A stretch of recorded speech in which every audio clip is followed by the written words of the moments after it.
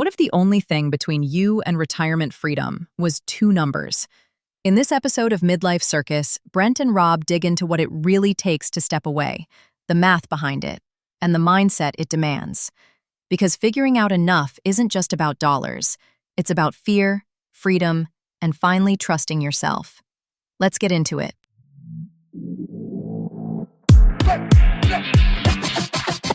Welcome to the Midlife Circus. Buckle up, we're flipping the script. Cue the drums, hear the crowds cheer. Your next great act starts right here. Rob, if someone dropped $5 million in your lap today, what would you stop doing immediately? Stop doing immediately? Yeah. I would stop worrying about money immediately. It's funny you asked that question, Brent. I wouldn't change my lifestyle at all. I think I've gotten to the place now where I'm very happy with the life that I have, and that took a lot of years to get there.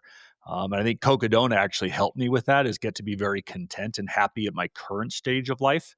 But in the back of my mind is always a little bit of a worry about money and whether or not I have enough, what it's going to look like 10 or 15 years from now. I know the math well enough to know that $5 million in my lap, especially if it's tax-free, $5 million, which I'm assuming it is. You didn't tell me it was tax-free. I'm just going to assume we'll allow it was it to be tax-free. tax-free. Yeah. So $5 million tax-free, I would stop worrying about it. Probably wouldn't change my lifestyle at all, but I would stop worrying about whether or not I was going to be okay longer term.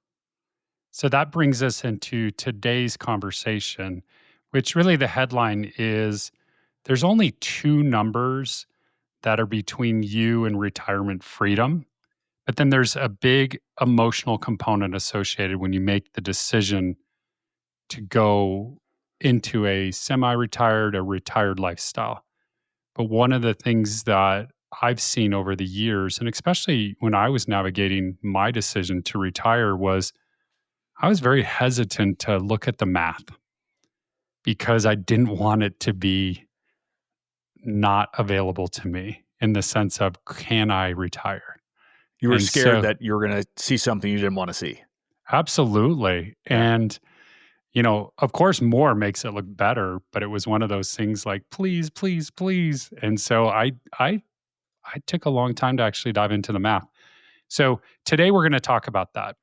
And before we jump into the math side of things, I think it's helpful to understand emotional component associated with money. And to me, where I always like to start out with when I talk to friends about this or colleagues about retirement, and we get into the math side, I said, well, let's back up first. And I always start out with a simple question. And I'll ask it to you. And I don't think I've really put this in front of you before. So I'm curious to see how you're going to respond. Is what was your relationship with money when you were growing up? Yeah, Brent, this is a great question. It's actually a really important question and something that I don't think a lot of people give credit to and spend enough time thinking about. This answer that we all have for this question is what was the relationship money?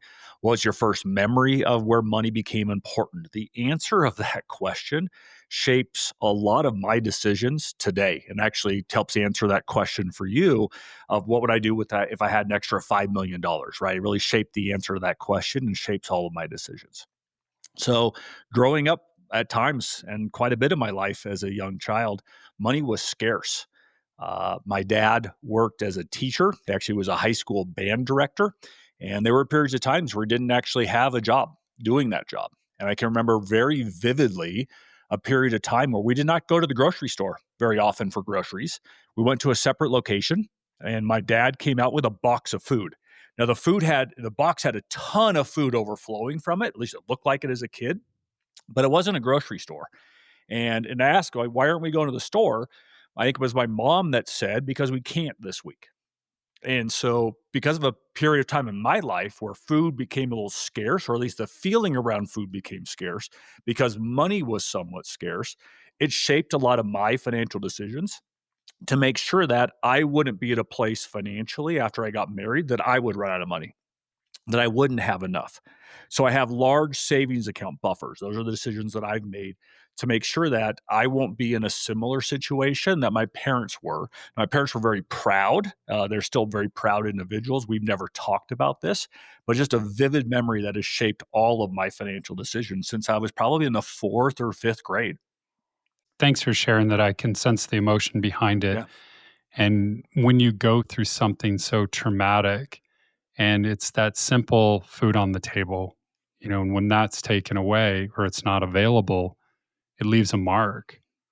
And when you think about back then and now it's helped you navigate a lot of your decisions today, I'm just curious before we dive into the true numbers of things, how did it actually impact the experiences that you went through as a child? Has it impacted your relationship with money that potentially could be limiting beliefs on an abundant lifestyle, meaning that money's going to come if you work hard, things like that? I'm just curious how you think about that. Yeah, so it impacted the decisions that I made and we made as a household. So ensuring that we always had very sufficient savings and cash reserves, so money set aside for emergencies. I would say it somewhat reduced some of the spend that we would have normally had that people of my income range would have made. It was always trying to get extra money set aside just in case. I still made some risky financial decisions and it was more for fun. So I do think back to, my 20s and 30s, some of the investments that I made that actually did and didn't pay off.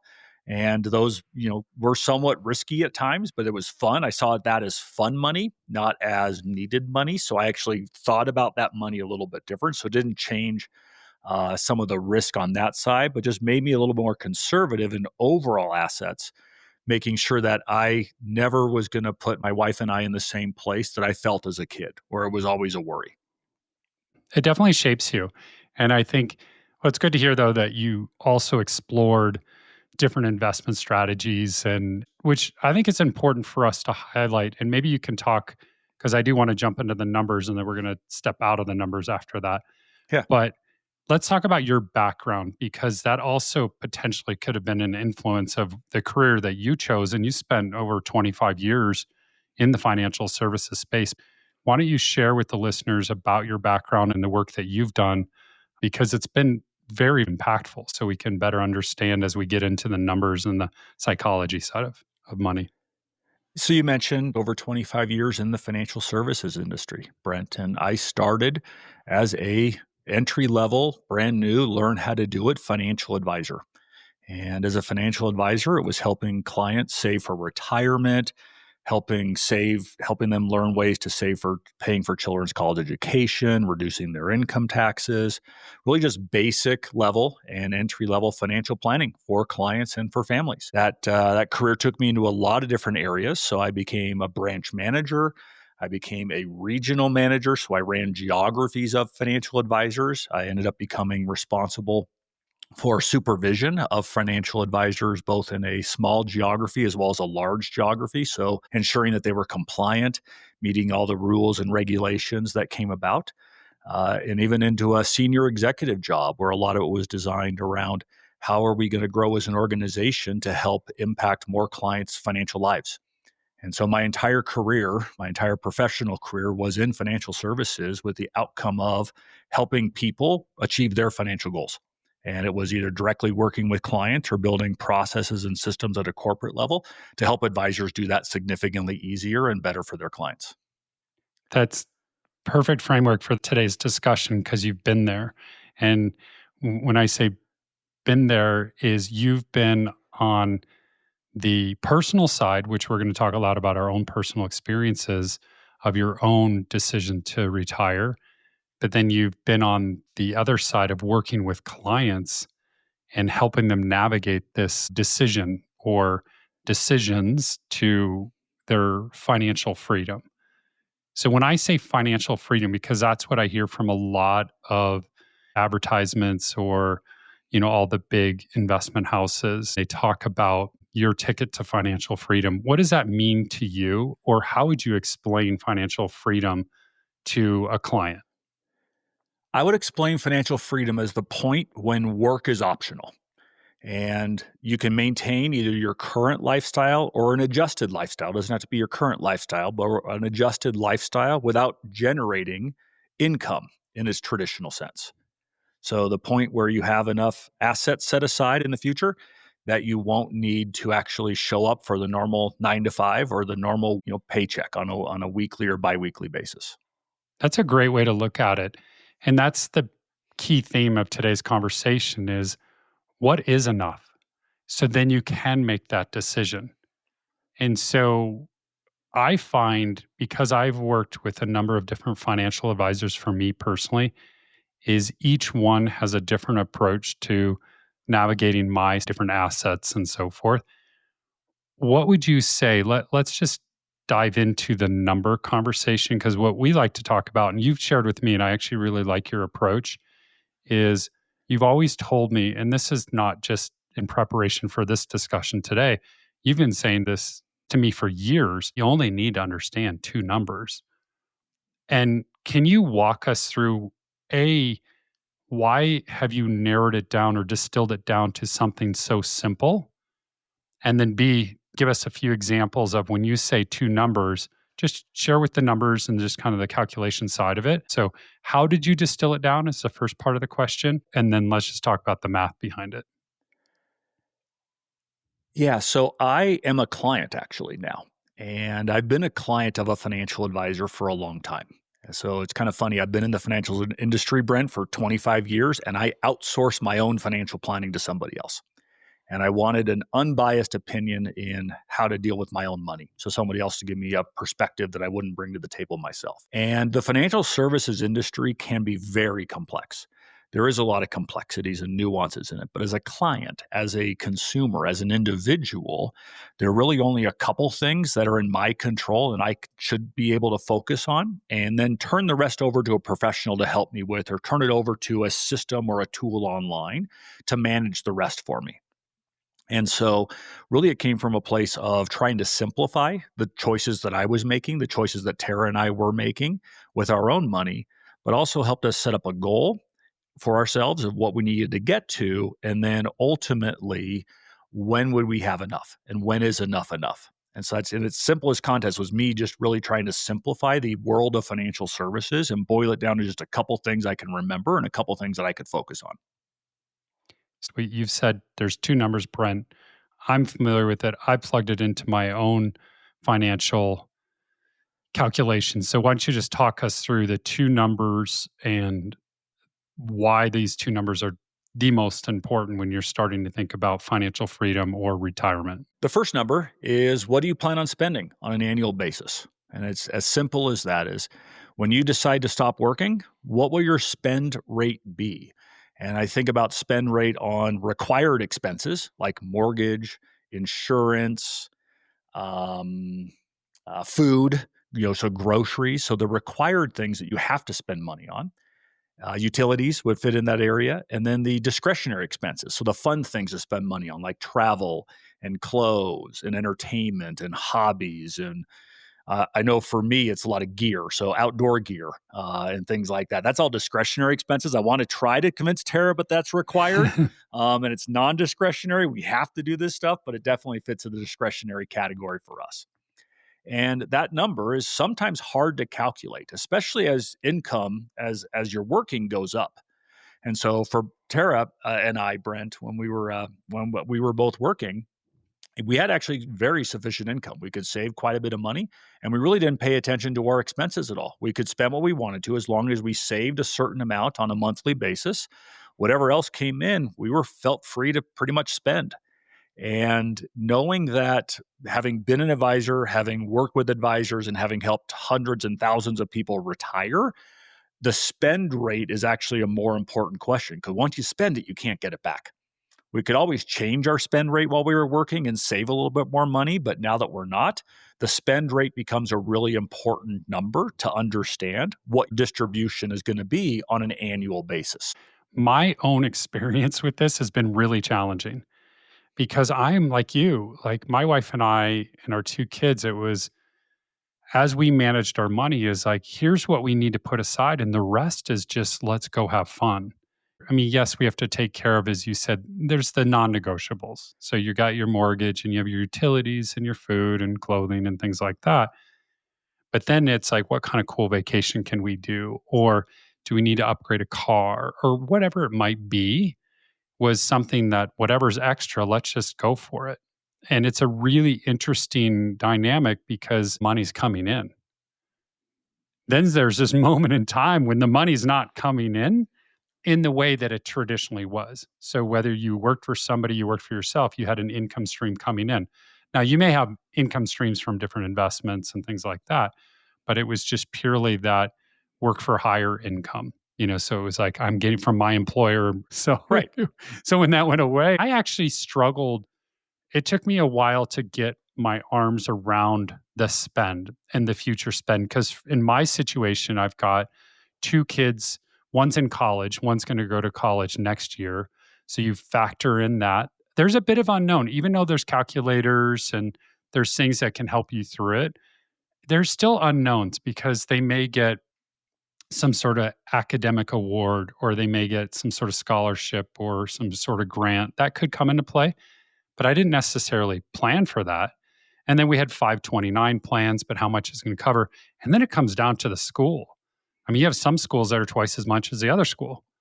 And of course, as a parent, you're like, I want to give my kid the greatest opportunity possible. And then you start to say, money doesn't count. But then you look at the big picture, like, wow, that's really expensive. so, so getting to that number of expenditure, how would you advise people in the future state? Meaning, we're not just trying to say how much you're going to spend this year, in 10 years, in 15 years. And I know there's calculators, but how do you navigate that? Because there's so many unknowns in life. So how do you protect against being over analytical, but being thoughtful enough that that number will, be sound enough that it can give you, a peace of mind?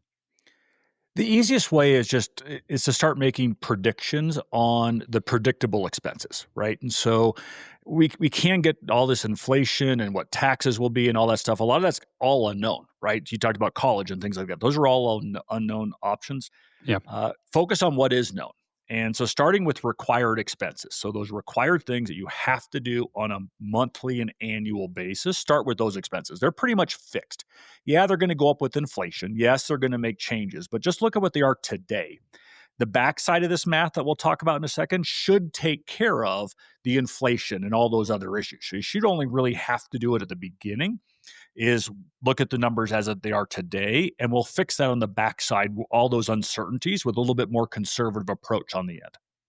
And so how Tara and I did it was we started with our required expenses, and then we started making estimates on what were the discretionary expenses going to be on an annual basis. What would we consciously decide to do? So while we didn't have kids' college to worry about, our kind of big crutch was going out to eat on a regular basis, 2 or 3 or 4 times a week. And really consciously deciding, do we need that in our life? Do we need to keep working in order to have the ability to go out every other night, every 3 nights? There was a point in time when we had every waiter at a sushi restaurant on speed dial. Do we still need that in our lives? Do we want that in our lives, or should we reduce that? And then consciously making a choice that would not be an expense that would continue at that same rate going forward as a discretionary expense. So then we made estimates on what we thought our discretionary expenses would be and are trying to live within that window. Now, one of the beauties that I had was I had the ability also to say, let's live in that window for the year before I retire. So before I stepped into that semi-retirement, I tried to live that lifestyle. And I would recommend that to anybody. So if you're going to spend, I'm just going to use round numbers today. If you're going to spend $100,000 during your retirement between required expenses and discretionary expenses, try to do that for a period of time before you actually retire. See if that's a lifestyle that you can actually grow accustomed to and then do all the things that you want to do. If you are able to do that, it might also provide you the ability to save a little bit more money for retirement too. So if your plan is to live on a reduced lifestyle, spend the year before you retire living on that reduced lifestyle and save the difference. That just increases the buffer that's available down the road for you to deal with the things like inflation and taxes and uncertainty. You just bumped up your buffer a little bit more. That's incredible. You'd shared that with me a while ago as well. Is why not try this while you still are employed or you still have a consistent income. And if it is a number that's reduced from your current spend, live on it because that's a telling sign. It might say that we can totally do this. And a lot of people can. Or, wow, why are we living such in an uncomfortable place when we don't have to? Maybe if we extend it 3 or 4 more years, we bump up that spending ability, and maybe that's our comfort zone. But if you have the ability to try it, it's going to give you a much more sense of the reality of your future state. There's a lot that's going to change day one of retirement. And that's what this podcast is about, right? In a lot of sense, Brent, is that day one of retirement, there's a lot of life changes that are going to take place. Maybe this is not one of the ones that has uncertainty around it. That's how we thought of it, was right. Let's create some certainty around what we want to do financially. What are we going to spend financially during retirement before we get there, and remove the uncertainty? There is so much uncertainty. And from my own personal experience, it was a lot more than I anticipated. But then the financial equation, having comfort in the math behind it or just purely the projections was okay, that's taken care of. And stop worrying about it. But there's other things that you can now focus your energy on. So we've talked about how much you're going to spend. That's one number. That's the most critical number because that drives everything else. But what's the other number? So we started our conversation out to say there's two numbers that bring you towards financial freedom. So first number is how much you're going to spend. So take us through the other half of the equation. So the second half of the equation is how much do you need to have? Okay, how much you need to have set aside to create that level of income. And Brent, I'm going to talk in broad generalities. This is not meant to be financial advice, nor am I licensed to provide financial advice today. I was years ago, but I'm not today. So these are going to be really broad generalizations. I'll say, talk to a financial advisor. I still got that weird, compliance hat on, Brent, is talk to an advisor. There's no guarantees in what I'm saying, all of that fun stuff. But the other number is, how much do you need to have set aside? And what most advisors will tell you is the 4% rule. You can feel fairly confident withdrawing 4% of your assets on an annual basis and generally assume that you won't run out of money. Now, there's a whole bunch of caveats to that, but in its general term, between 3.5% and 4% withdrawal rate on your accounts is what almost every advisor uses today to determine if somebody has enough set aside to retire. That's important. And so I've heard that number over and over again, and I'm with you. There is a disclaimer there. We're not here to provide financial advice, but that is something that is a generally accepted rule of thumb. It's a benchmark and it's a starting place that I would hope most financial advisors steer you towards to say, let's just start out before we throw everything into these complex models. 3.5 to 4%. 3.5 is going to be a little bit more conservative. 4% is going to be right down the center. And I've seen advisors go higher than that and much lower than that. So, but as a general rule of thumb, if you say you've got $1 million in savings and the 4% rule says you can withdraw $40,000 a year, right? Correct. Yep. If you have $1 million set aside for retirement, you should be able to withdraw around $40,000 per year. So what was that experience for you as you went through it and you started to look at your annual spend, but you and Tara made the decision to work another year? And I wouldn't say you were emotional making those decisions. It was much more tactical. So can you describe why you guys chose to do a couple extensions over the last, let's say, 5 or 6 years, where you're like, maybe let's just do one more year? What was the decisions to do that? Because you clearly, I remember in the earlier days, you're like, we have enough, like based on the math, the 4% rule, working with my advisor, we feel like we're comfortable that I could step away from work. But then there was always these, but I am going to continue on for another year at least, just because. So walk us through that, because I think that's important for people to understand as you made some critical decisions along the way, you and Tara. to extend. Going back to your first question of me, Brent, is asking me to think about early memories of money or how did things in my childhood around money impact my decisions. I did the math at 3% mentally. And so I even took a more conservative approach than most people would and say, I'm going to use 3% as the number. So if I have $1 million in assets, I can't take out 40,000. I can only take out $30,000 in income for this year. And that math prompted me to continue to look at saying, I don't have quite enough money. I need to keep setting money aside. So that was part of the decision to keep working an extra year, and that I fell into that one more year cycle. So I would say that the first answer to your question is my own kind of mindset around money and being always a little bit worried about money.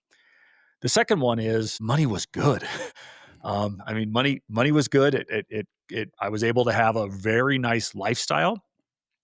For a long time, I was willing to trade stress for money, and I'll assume additional stress for the additional income and the ability to set more money aside and to create a little bit more luxurious retirement. So every year, something would come around and they'd offer me more money to stay, and I'd take it and accept the level of stress, knowing that I was just setting more aside, either as a buffer or to provide more opportunity for us to go do fun things during retirement. And it became an easy cycle to be in of, it's one more year. Here's how much more money I'll make. This is how much more money we can put in the bank. And here's how much nicer our retirement is going to feel and be, and how much more comfortable we're going to be doing it. And it wasn't until a year before I left that I started to realize that cycle may be having a different impact on me. And I think I was listening to a podcast, and I'm pretty sure you and I talked about it, Brent. And it was a podcast that asked a question: what would you trade for 1 to 10 more healthy years in your life? And you have to trade it because you can't buy it, was the question. So what would you trade for 10 extra healthy years because you can't buy health? So you start thinking of the answer to that question. What would I give up?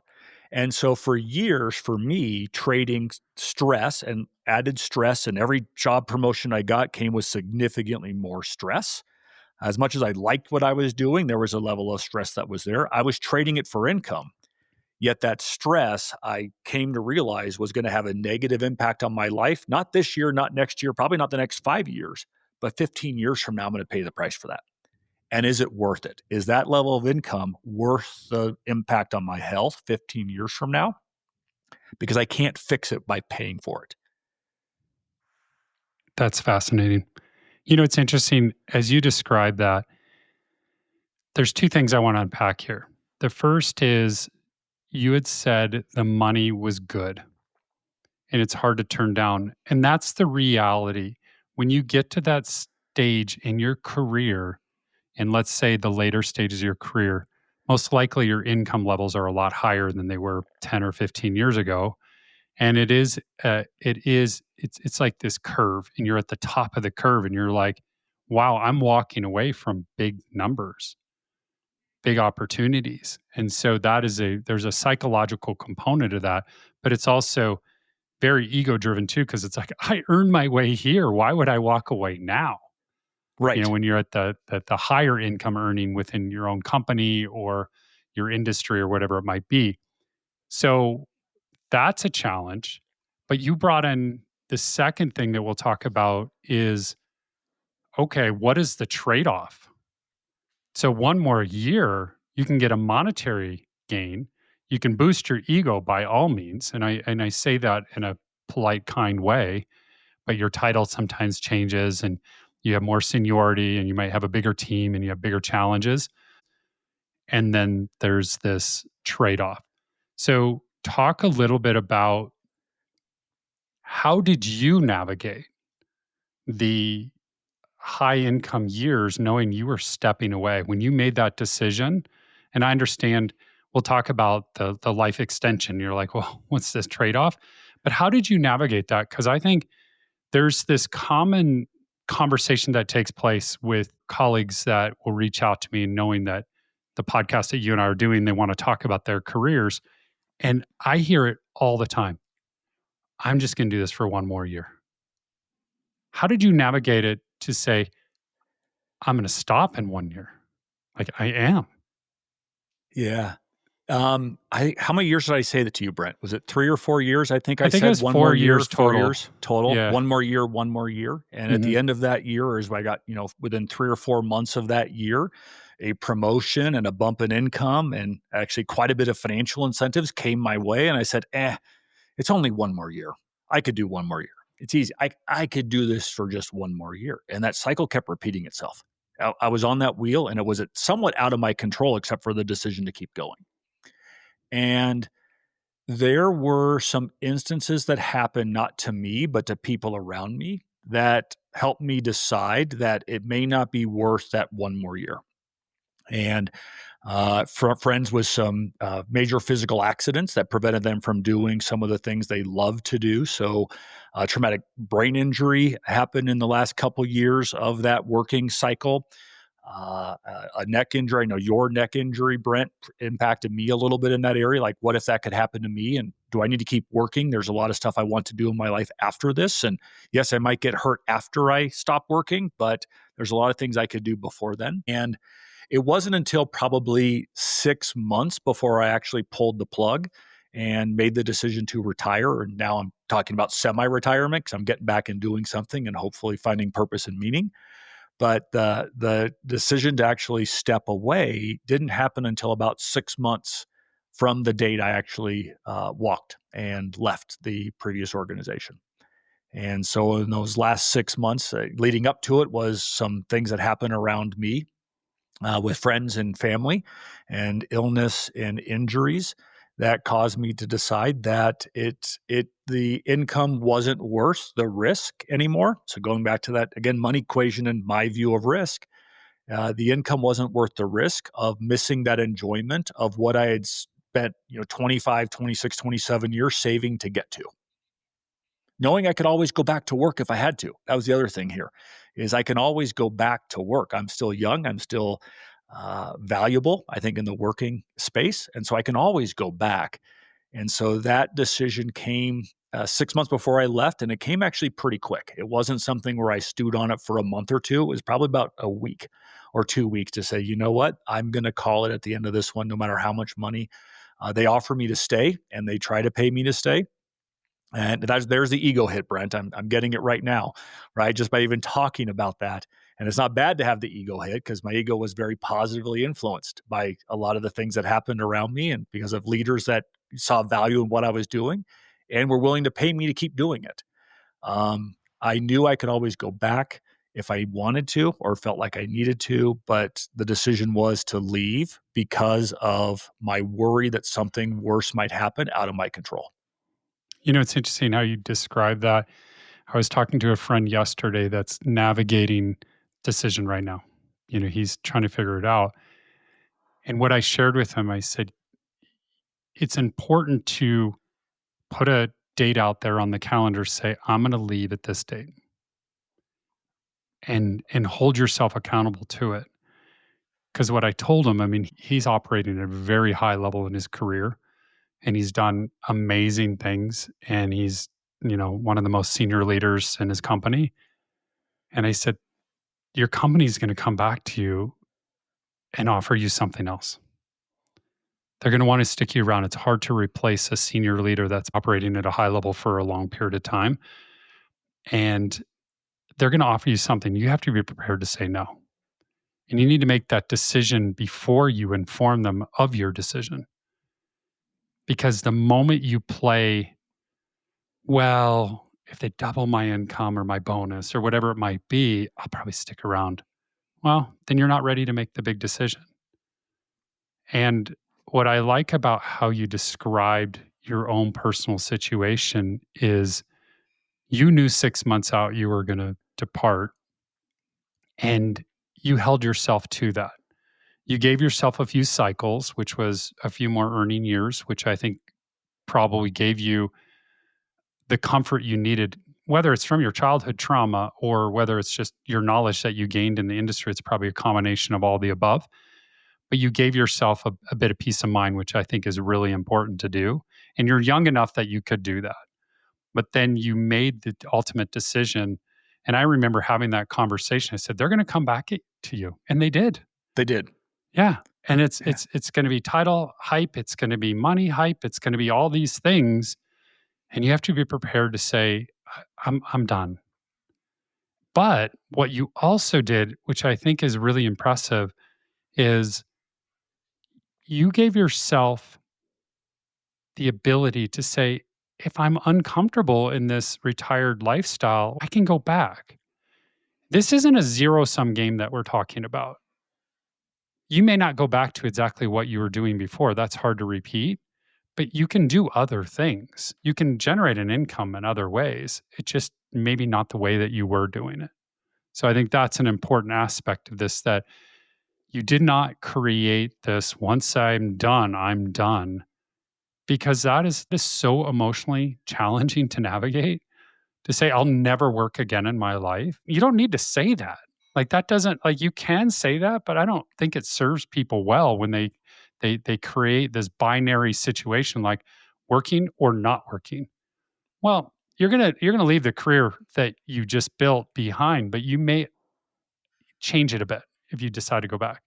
You may alter it. You may leverage your experiences in a different way. Absolutely. And I saw enough people in my career where they faded away in the last 6 months to a year before they retired, and I knew that wasn't who I wanted to be either, was to kind of slowly fade away. I worked my ass off up until the day I told, and actually even after the day I told, up until the day I left, that I was gonna be stepping away. It ended up being a surprise to a lot of people, and Brent, you and I had a lot of conversations in advance of what would I do if they offered me more to stay and they asked me to stay and all of those things. And my choice was bigger than a financial decision.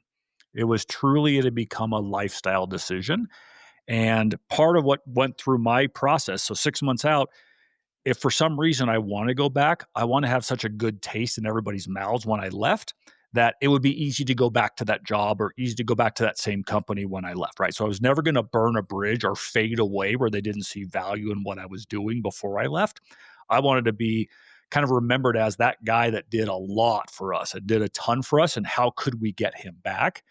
Put the power in my control. It's also an ego hit where if you know they want you back, you're going to feel good when you're not going back still. So I still feel good when people say to me and old coworkers, when I do have a chance to connect with one of them, it's like, oh man, I wish you were still here doing X, Y, or Z. That feels good. That's an ego hit. Definitely is an ego bump to me. And so my decision, and I would recommend anybody's decision, this is truly more than just a numbers decision. This is truly an emotional decision, and getting your head around the emotional decision to retire and to stop working, at least at your current occupation, it's tough. And taking the time to get your head around it is going to be important. Knowing you can always change your mind. There are tons of opportunities to generate revenue later in life and generate income later in life than there used to be. I totally agree. Getting to a number, or the two numbers we talked about, it takes a little time. That's mechanical. And it also helps you better understand what you need to do. Let's say you are short and you do want to spend this much on an annual basis and you're short by $50,000, let's say.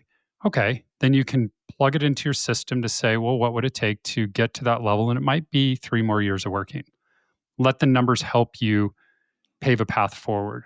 I think that's really important. And I think a lot of people avoid the numbers. I did personally because I just didn't want to know. I didn't want to have this void of, geez, I got to work 5 more years. And I didn't have that scenario play out that way.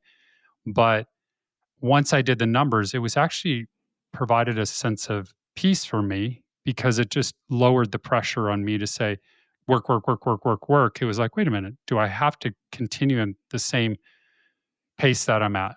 And the answer was no. That's the first part. I think that's like this 20% of the challenge that people face. But the 80% is the emotional aspect.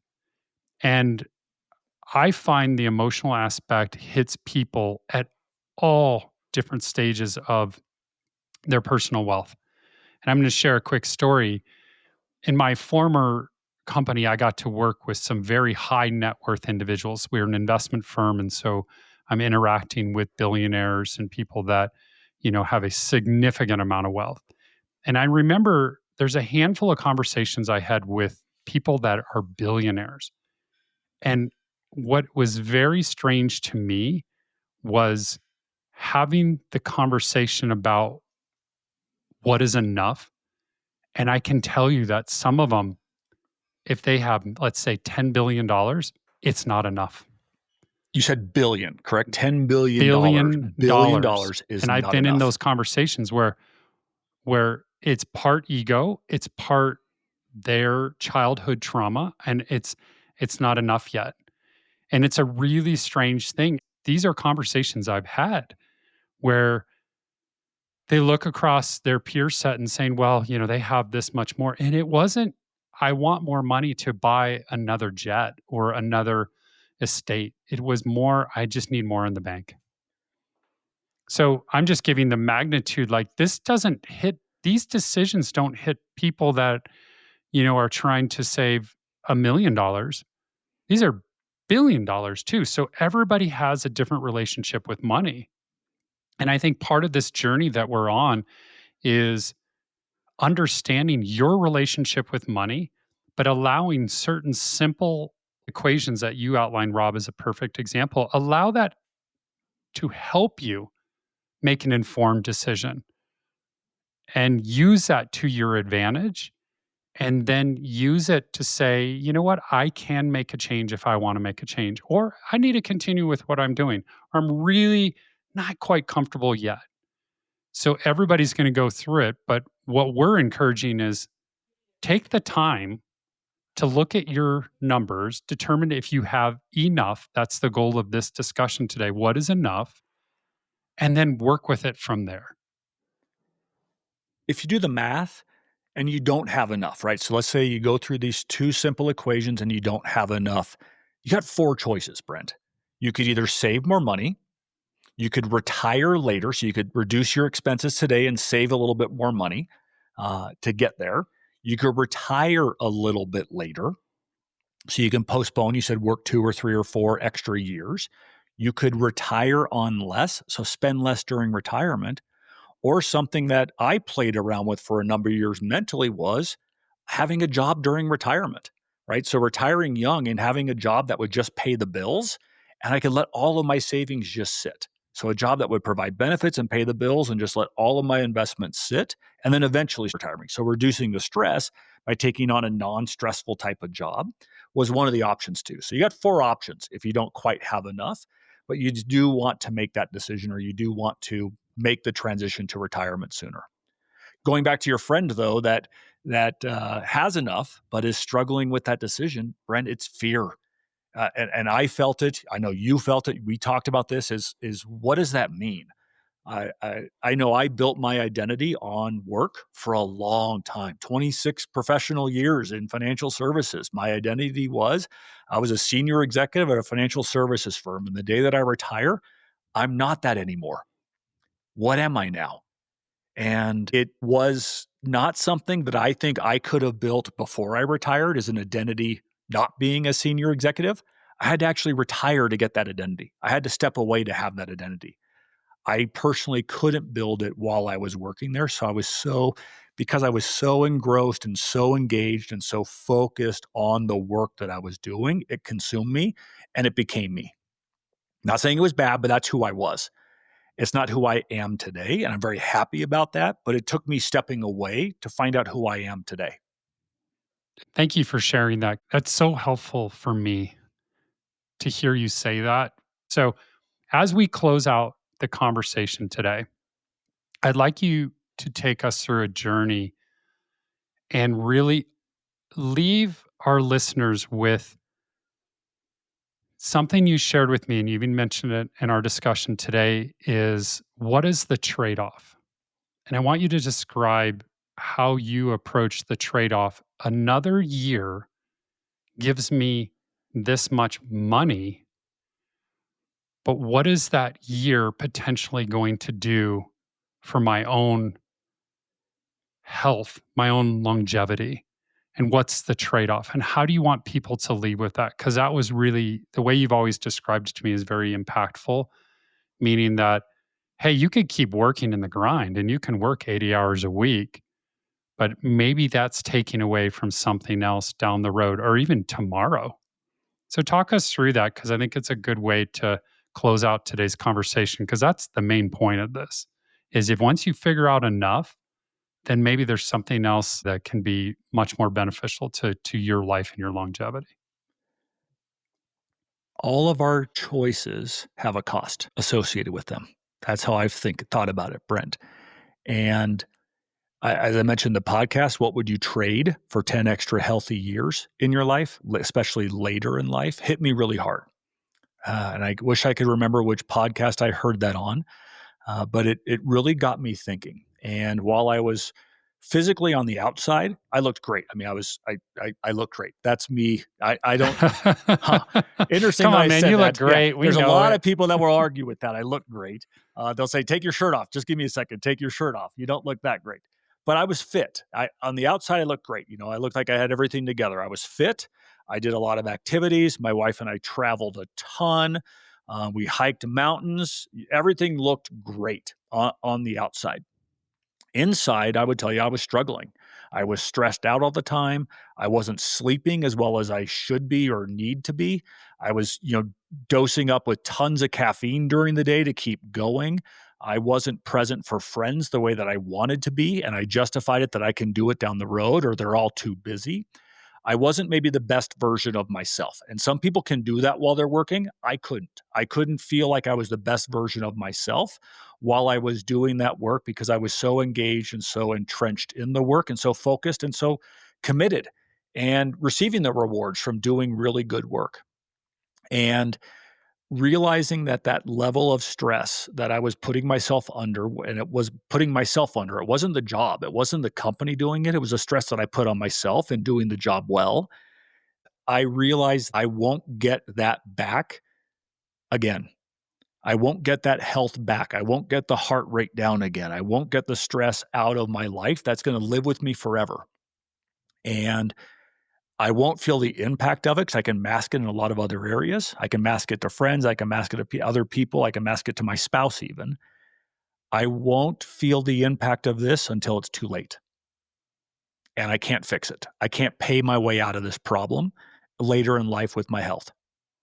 And I wanted to have that. I wanted to enjoy the life I had worked so hard to build and enjoy the assets that we had, the product of all the work that I had been doing for a long time in my entire life, at least my professional life. I want to be able to enjoy it. I got a phone call from a good friend of mine just last week, and he shared with me that he has cancer.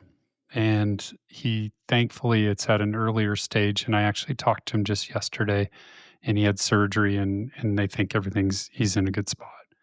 But what we were talking about is when you get that phone call or that diagnosis, do you want to be living your best life at that moment in time, meaning you've been living your best life and the best version of yourself? Or do you want that to be the trigger that promotes you now to go live your best life? Well, maybe it's too late. So it's just something that he and I were talking about because he was starting to navigate living his best life even prior to this. And he was getting off the career journeyman, and now he was starting to explore other things several months ago. And I'm like, are you proud that you made that decision? Because now it even makes more sense. Thank you for sharing the way that you looked at it. And it's been important to me. So thank everybody for joining us today. And we'll see you guys soon. That's it for this episode of Midlife Circus. Visit midlifecircus.fm for show notes, transcripts, and all the latest happenings. And while you're there, be sure to sign up for our newsletter so you never miss an update. Don't forget to subscribe wherever you get your podcasts so you never miss your next great act. Before we go, a quick reminder. The opinions and stories shared here are just that, personal reflections and perspectives. We're not legal experts, medical professionals, or therapists. This show is for entertainment and inspiration only, so please seek the right professionals when you need guidance. Thanks for listening, and we'll see you under the big top next time. Midlife Circus is a Burning Matches media production.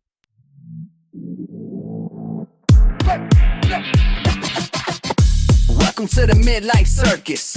Buckle up, we're flipping the script. Cue the drums, hear the crowds cheer. Your next great act starts right here.